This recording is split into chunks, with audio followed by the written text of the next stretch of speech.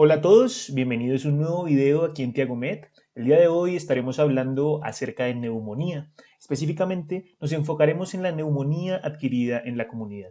Te invitamos a que te suscribas a nuestro canal, des clic en la campanita para que así puedas recibir los avisos para cuando estemos subiendo nuevas revisiones acerca de tópicos en medicina. Y sin más, comencemos nuestra revisión. Entonces, ¿qué es lo primero que debemos saber? ¿Cómo se define la neumonía? La neumonía es la inflamación del parénquima pulmonar secundario a una infección. Y como hablamos de infección, hablamos de microorganismo. ¿Qué microorganismos nos pueden generar esta infección? Bacterias, virus, hongos y parásitos. Claramente, las bacterias son los microorganismos que más comúnmente son los responsables del desarrollo de una neumonía, pero los virus no se quedan atrás y también son responsables en gran cantidad.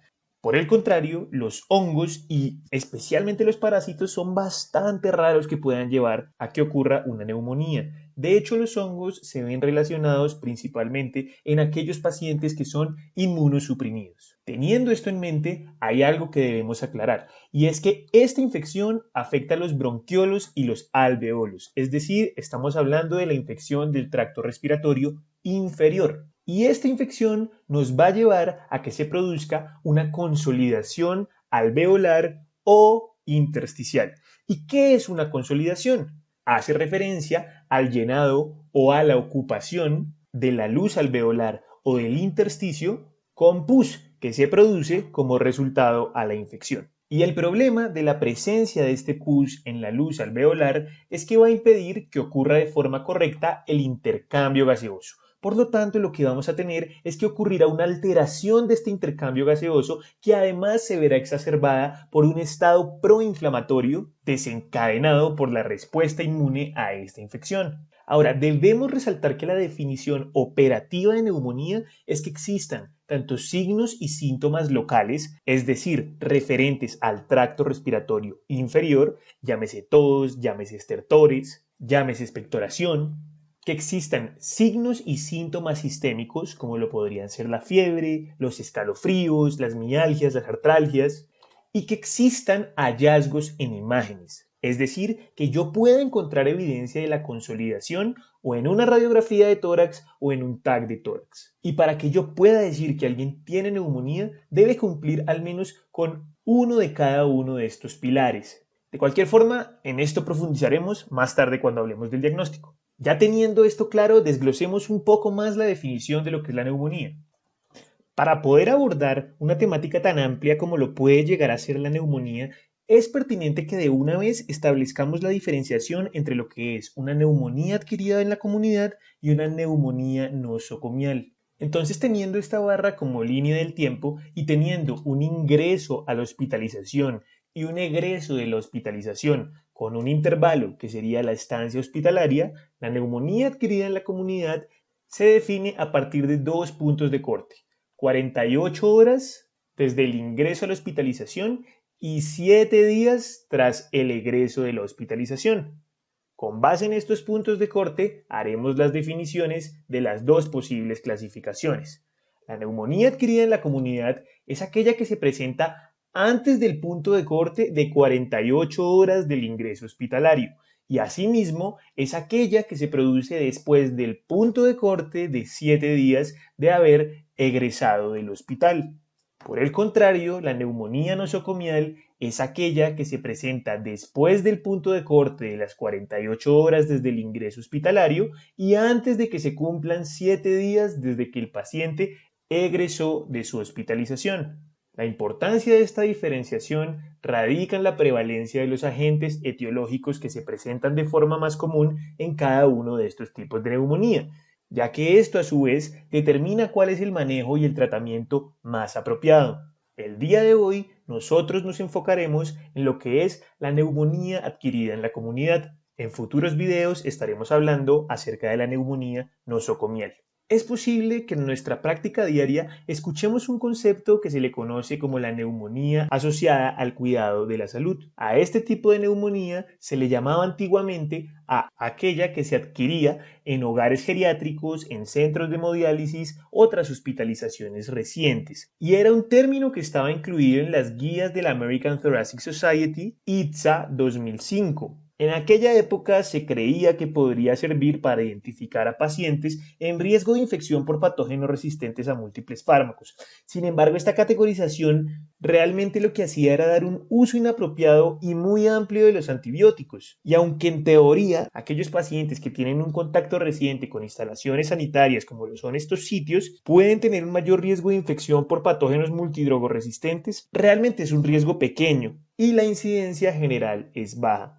Entonces, al no existir verdaderamente una diferencia importante en las prevalencias de agentes etiológicos entre la neumonía asociada al cuidado de la salud y la neumonía adquirida en la comunidad, la American Thoracic Society decidió retirarlo de las guías de la ITSA del 2016 y por lo tanto recomiendan que ya no se utilice esta definición y que se trate como se trataría una neumonía adquirida en la comunidad. Y ahora que ya sabemos qué es la neumonía y especialmente definimos lo que es la neumonía adquirida en la comunidad, respondámonos por qué se produce esta neumonía.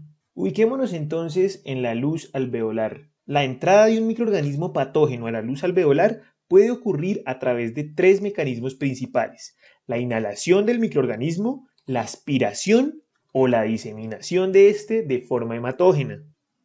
En el caso de las neumonías que se producen por la aspiración, son especialmente frecuentes en pacientes con trastornos de la deglución como la regurgitación, la presencia de divertículos o de acalasias que aumentan el riesgo de que ocurran estos episodios de aspiración, que particularmente suelen ser de etiología bacteriana anaeróbica, que es la flora que predomina, en el tubo digestivo. En el caso de la diseminación hematógena, el ejemplo más sonado es quizá aquella que se produce por el uso de drogas intravenosas con el Staphylococcus aureus, quien tras ingresar a través de la sangre alcanza el pulmón y desarrolla una neumonía.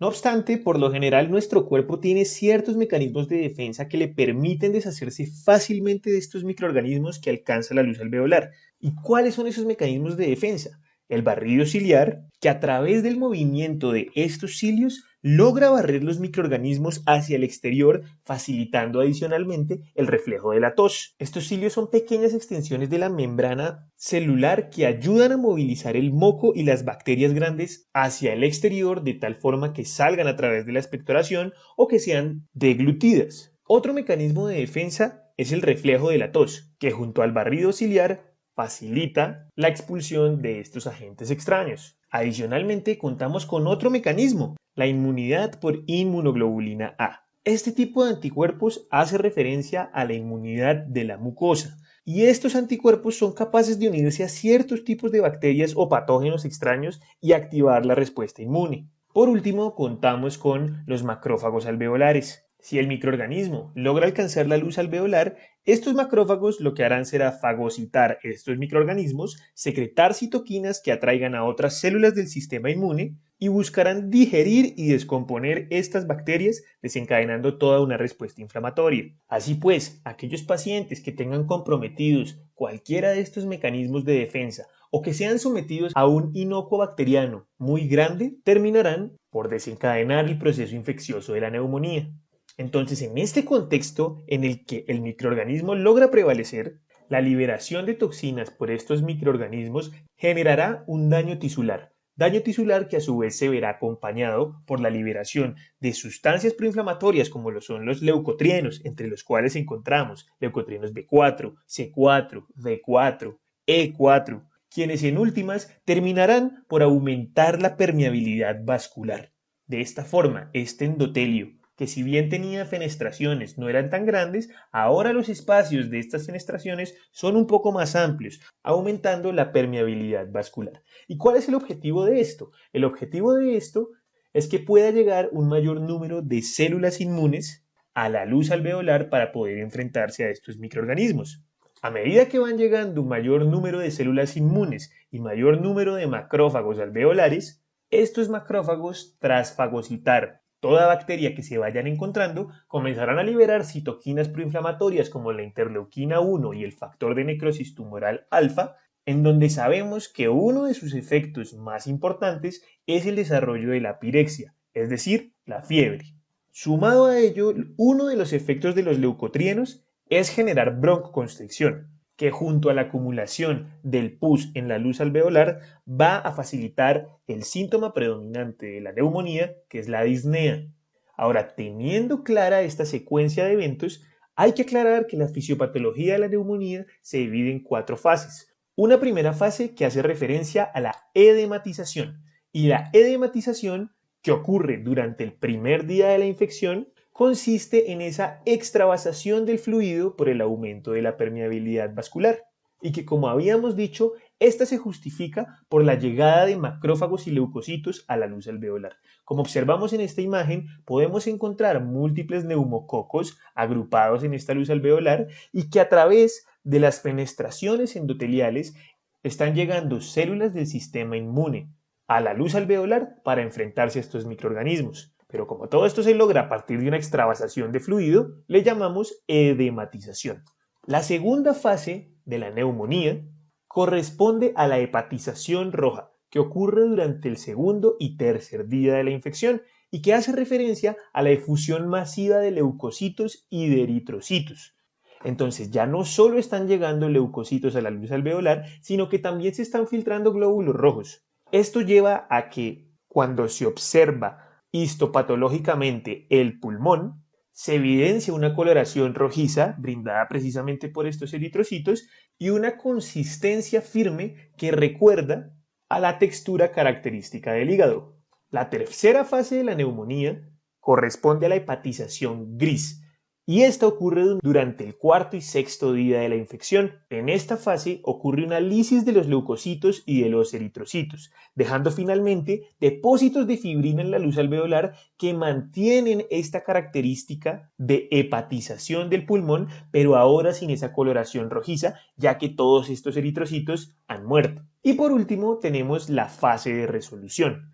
En la fase de resolución, toda esta fibrina va a ser sometida a fibrinólisis, y todo el debris y exudado alveolar restante buscará ser removido a través del mecanismo de la tos. Si todas estas fases ocurren de la forma esperada, se lograría un retorno gradual a la normalidad.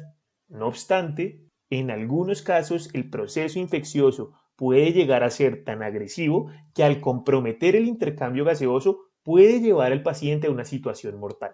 Ahora que ya hemos entendido la fisiopatología de la neumonía, hablemos un poco acerca de quiénes son los microorganismos que producen la neumonía. En el siguiente video estaremos hablando de la etiología.